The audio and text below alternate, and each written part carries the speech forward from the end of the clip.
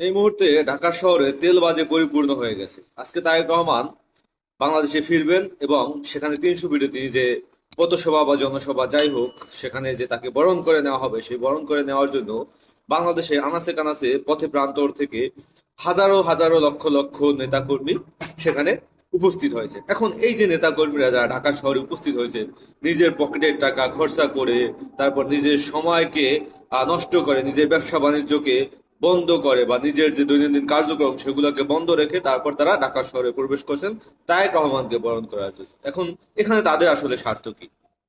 তারা কি এমনি এমনি আসছেন একজন তারেক রহমানকে সাক্ষ্য মানে দেখার জন্য? বিষয়টা কিন্তু তা না। এর ভিতরে যদি আজকে তারেক রহমানের কে বরণ করার জন্য 10 লক্ষ লোক উপস্থিত হয়, সেখানে 5 লক্ষ লোক পাবেন যারা সরাসরি রাজনীতির সাথে জড়িত, যাদের পেট চলে এই রাজনীতি করে। তো 5 লক্ষ লোক বা 5 লক্ষ নেতাকর্মী যদি তারেক রহমান বা তারেক রহমানের রাজনীতি, বেগম জিয়া, শহীদ জিয়াকে পুঁজি করে তারা পরিবার পরিজন চালিয়ে থাকে, এটাই তাদের আয়ের মূল শক্তি।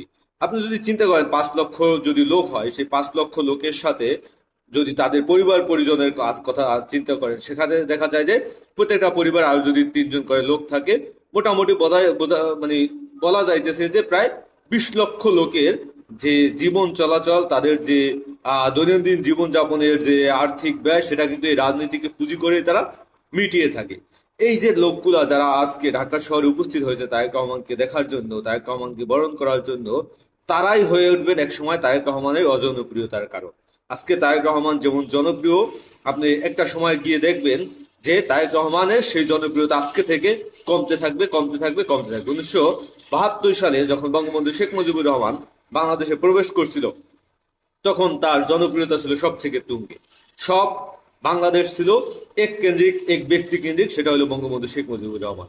সেই বঙ্গবন্ধু শেখ মুজিবুর রহমান, আপনারা দেখেছেন যে তিনি 73, 74, 75 সালে দিকে তিনি কিভাবে একটা অজনপ্রিয় ব্যক্তিতে পরিণত হয়েছিলেন, এবং কি তার মৃত্যুতে বাংলাদেশের মিষ্টির দোকান থেকে মিষ্টি কিনে বা তারপর মানুষ সেই মিষ্টি বিতরণ করছিল।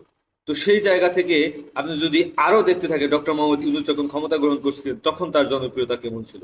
আপনি যদি নাহিদ ইসলামকে দেখেন, আপনি যদি সার্জিস আলমকে দেখেন, তারা আন্দোলনের সময় কতটা জনপ্রিয় ছিল, কিন্তু এখন কি তাদের জনপ্রিয়তা সেই পরিমাণে আছে?